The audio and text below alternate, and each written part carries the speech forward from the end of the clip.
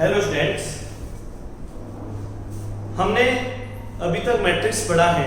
Matrix में सारे questions लगभग कंप्लीट हो गए हैं। ये एक्सरसाइज के अब 3 क्वेश्चंस बाकी हैं। चलिए उनकी बात करते हैं, कैसे करना है, किस तरीके से करना है।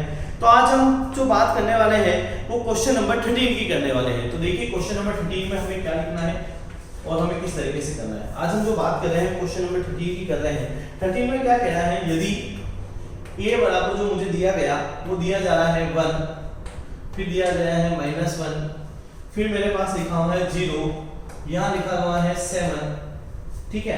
फिर मेरे पास है i की जो वैल्यू निकल के आई है वो है 1, ये इकाई वैल्यू है 0 0 1, ठीक है।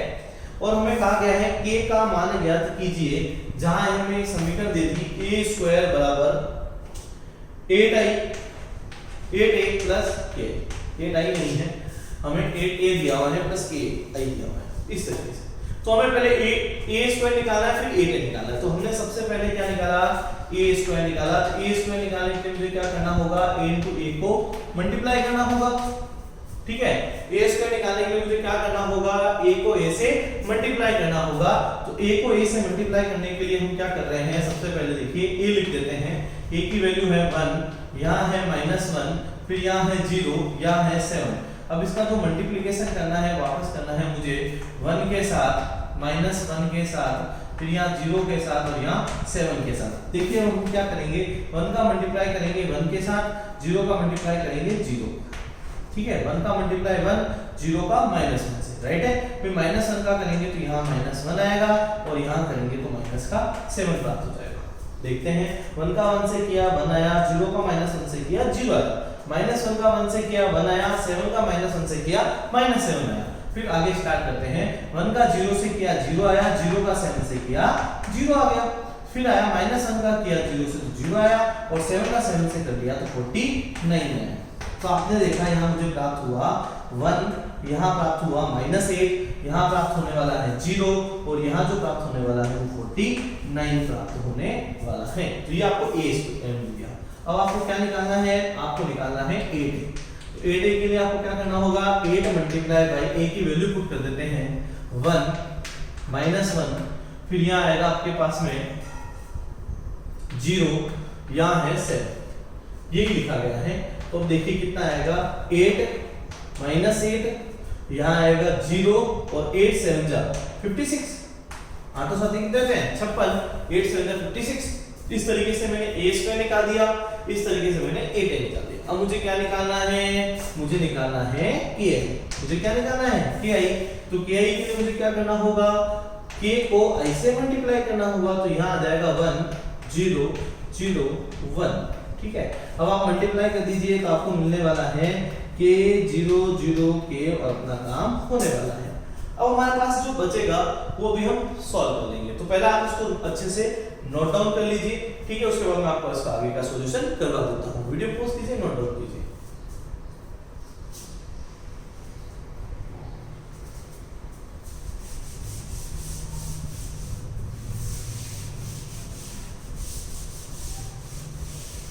देखिए अब आपको क्या करना है, वैल्यू पुट करनी है।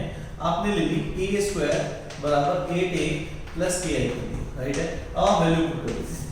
a² की वैल्यू कितनी है, 1 -8, फिर लिखा हुआ है 0 49, राइट, इक्वल टू 8a की जो वैल्यू है वो कितनी निकल के आई है, 8 -8 0 56, ठीक है, प्लस ki की जो वैल्यू निकल के आई है वो निकल के आई है k 0 0 k, राइट। अब आपको जो चीज करनी है उसको समझिएगा ढंग से। इन सबको मैं रफ कर देता हूं, ये हमारी सारी वैल्यूज हमने लिख ली है अच्छे से, ठीक है। अब इसको अच्छे से कैसे करते हैं, -1 8 0 49 लिखते हैं। इसको मैंने अच्छे से लिख लिया, ये आया 8 प्लस k, राइट है, ठीक है। ये आएगा मेरा 0 का 0, फिर ये आएगा -8 प्लस 0 और ये आएगा 56 प्लस k। तो आपको करना क्या है, ये देखिए दोनों क्या है, ये दोनों समान अवयव हैं। हम जानते हैं कि समान अवयव वाले जो अपने पास मैट्रिक्स होते हैं उनके संगत अवयव भी समान होते हैं, उनका क्रम भी कैसे रहता है, समान। तो ये 8 प्लस k जो बराबर आएगा वो किसके बराबर आएगा, -1 के, ठीक है। 8 प्लस, सॉरी माइनस नहीं है, यहाँ माइनस लगाना चाहिए था मुझे, ठीक है, यहाँ माइनस है तो यहाँ माइनस आएगा, तो 8 प्लस के जो बराबर आना चाहिए वो किसके बराबर आना चाहिए, 1 के, तो जो k की वैल्यू निकल के आएगी वो 8 माइनस 1 निकल के आएगी, तो k की जो वैल्यू निकल के आएगी वो कितनी निकल के आएगी, 7 निकल के आएगी। इस तरीके से यहाँ भी समझ लीजिएगा। अच्छा एक चीज देखिए, एक और चीज देखते हैं, अगर मैं इस k का इधर पक्षांतरण करना चाहता हूं तो ये k किसका रहेगा, माइनस का, और इस a का इधर पक्षांतरण करता हूं तो ये किसका रहेगा, माइनस का, और तो ये भी k अगर माइनस का है तो यहाँ पे भी माइनस k बराबर 7 आना चाहिए। तो मैंने कह दिया k की जो वैल्यू निकल के आई वो क्या निकल के आई, -7 निकल के आई। एक बार आपको समझ लीजिए, कोई भी प्रॉब्लम हो तो पूछ लीजिएगा, कोई प्रॉब्लम नहीं है। मैंने अभी तक इसको सॉल्व किया है, देखिए इन दोनों को प्लस में था तो मैंने 8 प्लस k लिखा या 0 लिखा या -8 प्लस 0 लिखा या 7 प्लस k कर दिया।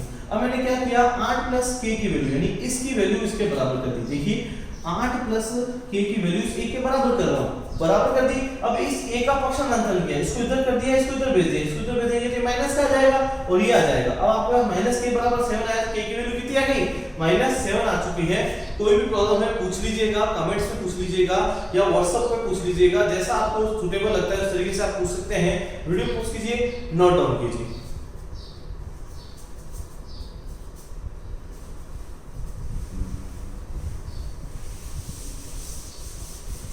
नेक्स्ट क्वेश्चन देखते हैं।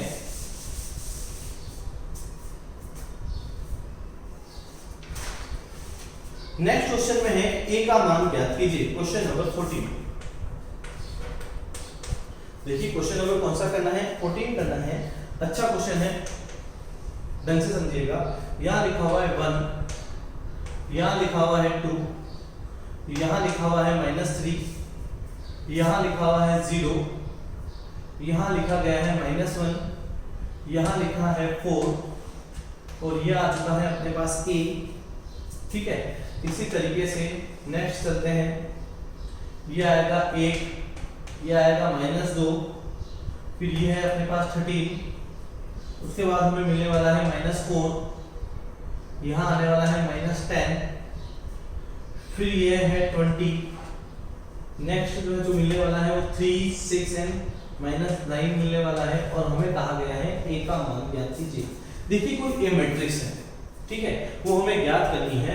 इन दोनों का गुणा करने पर हमें ये प्राप्त हुआ है, तो किस तरीके से करेंगे देखिए। पहले a का क्रम डिसाइड करते हैं कि a किस क्रम का होगा, उसके अकॉर्डिंग देखते हैं। यहाँ आइए, इसका क्रम कितना है, 3 × 3।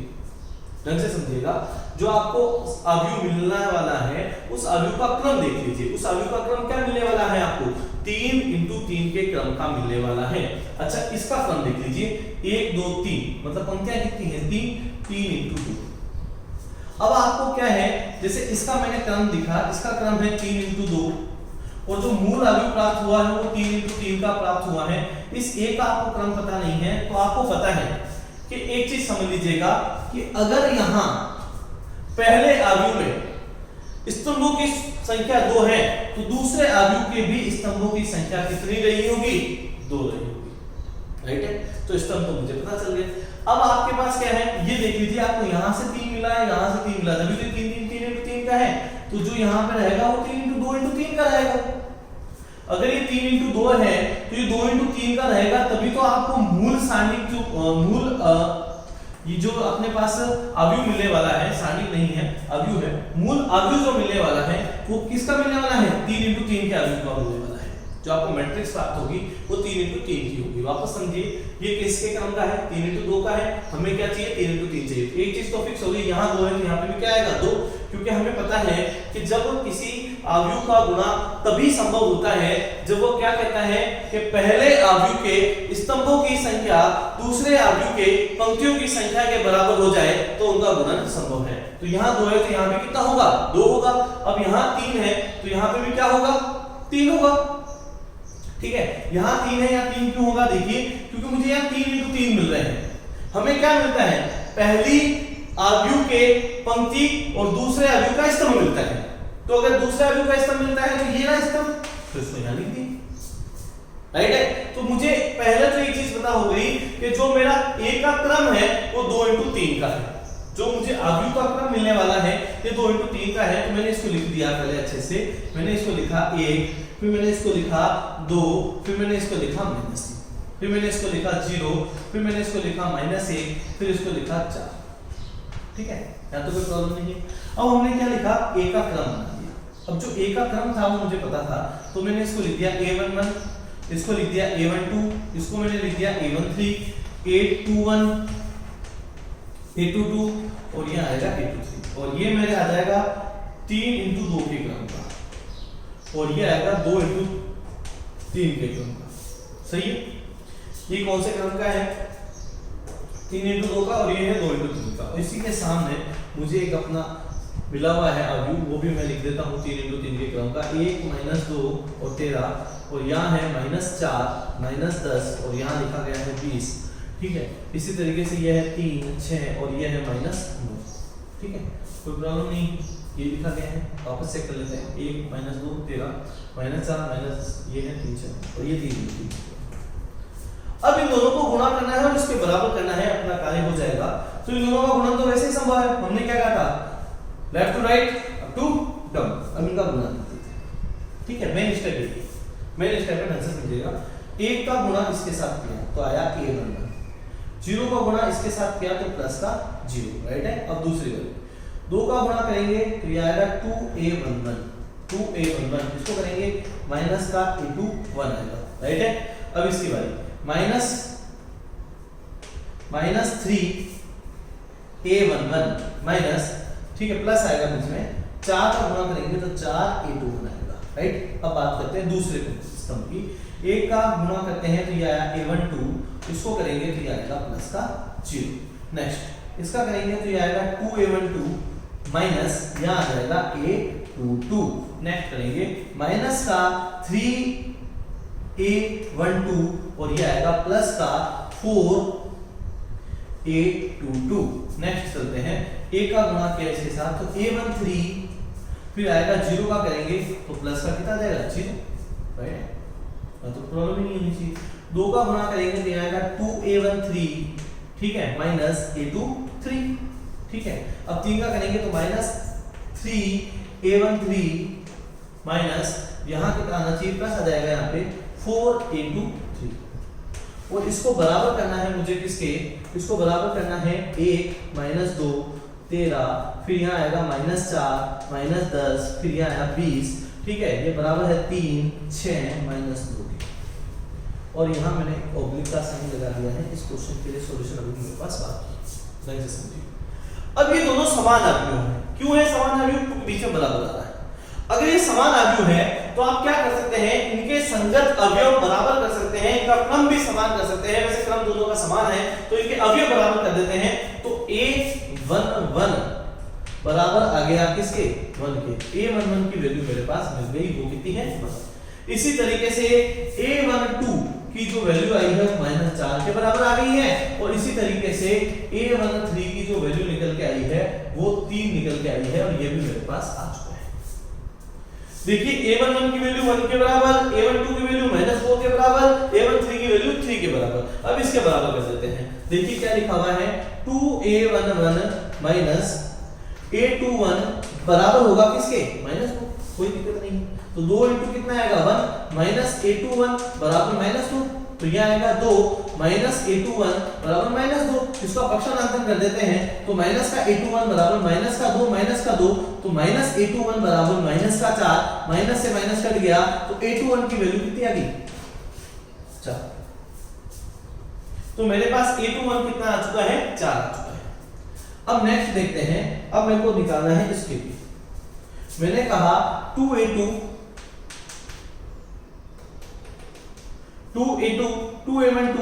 माइनस a22 बराबर होना चाहिए किसके, देखिए ये जो संगत अवयव है वो बराबर आ जाएगा -10 के, तो मैंने इसको किसके बराबर कर दिया -10 के। 2a12 यानी 2 × ये आएगा -4 माइनस a22 तो है ही है, और यहाँ है -10, राइट है। तो ये आ जाएगा -8 माइनस a22 बराबर आ जाएगा -10। पक्षांतर कर देते हैं तो माइनस का a22 बराबर आ जाएगा -10 प्लस का 8, राइट है। तो यहाँ आ जाएगा माइनस का a22 बराबर आ जाएगा -2, माइनस से माइनस कट जाएगा तो a22 की वैल्यू क्या निकल के आएगी 2 निकल के आएगी। यह लिख देता हूँ वापस, तो मेरा a22 आया है वो कितना निकल के आया है 2 निकल के। अब लास्ट वैल्यू निकालनी है मुझे, तो तो इसको बराबर करना है 6 के, तो यहाँ देखिए यहाँ क्या लिखा हुआ है 2a13 माइनस a23 की जो वैल्यू निकल के आई है वो 6 के बराबर है। ठीक है, 2 into a13 की जो वैल्यू है वो 3 है, माइनस a23 बराबर 6 आएगा, तो यहाँ 6 माइनस a23 बराबर 6 आएगा, तो 6 से 6 कट जाएंगे, तो माइनस का a23 बराबर 0 है, तो a23 बराबर मेरे पास जो आंसर आएगा वो क्या निकल के आएगा 0 निकल के आएगा। देख लीजिएगा आराम से, ठीक है, आराम से देख लीजिए, कोई भी प्रॉब्लम हो पूछ लीजिएगा, कोई प्रॉब्लम नहीं है। ठीक है, वापस देख लेते हैं एक बार, a13 माइनस a23 की जो वैल्यू निकल के आई है वो 6 के बराबर निकल के आई है, तो 2 into 3 लिख देते हैं तो 6 आ जाता है, 6 से 6 कट जाएगा, तो a23 बराबर 0 आ जाएगा। तो आपके पास जो फाइनल आंसर आया है वो यहाँ लिख रहा हूँ मैं, क्या आया, a का जो मान आएगा वो क्या आएगा, देखिए सबसे पहले a11 इसकी वैल्यू आई 1 माइनस 4 और 3, ठीक है ना।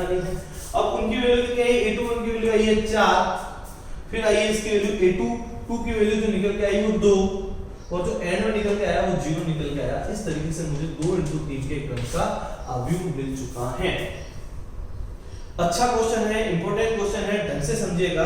पहला स्टेप आपका ये था, दूसरा स्टेप आपका ये था, उसके बाद में आपने तुलना की है और सारी values note down values find out की है। वीडियो पॉज कीजिए, नोट डाउन कीजिए।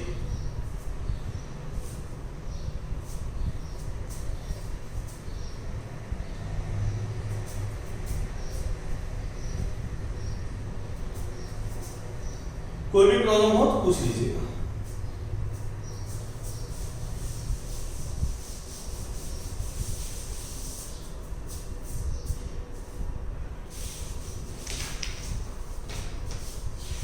एक बार आंसर भी हम चेक कर लेते हैं, हमारे पास आंसर की पड़ी है।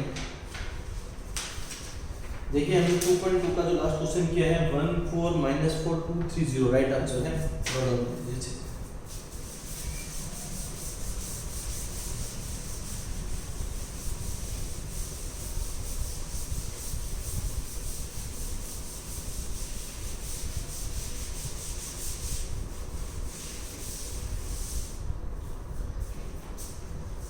जो क्वेश्चन नंबर इसके नेक्स्ट में आपके पास देखिए, आपको जो आज होमवर्क में दिए जा रहे हैं, क्वेश्चन नंबर लिखिएगा होमवर्क में सबसे पहले इसका 15 क्वेश्चन रहेगा, पहली चीज।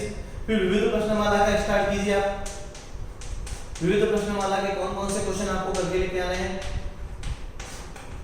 और कौन से क्वेश्चन करने हैं, और कोई प्रॉब्लम हो तो पूछना है। विविध प्रश्नमाला में 3 के जो क्वेश्चंस करने हैं, एक तो पहला क्वेश्चन करने वाले हैं आप, एक आप दूसरा क्वेश्चन करने वाले हैं, तीसरा फोर्थ में कराऊंगा, फिफ्थ आपको करना है, सिक्स्थ आपको करना है, सेवंथ आपको करना है, एट्थ आपको करना है, नाइन्थ करना है, 10th करना है, 11th करना है,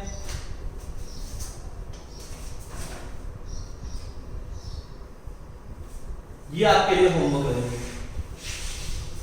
आज का जो होमवर्क रहेगा वो ये रहेगा कि आपको एक तो इसका 15 क्वेश्चन करना है, ठीक है, और आपको ये क्वेश्चन करने हैं।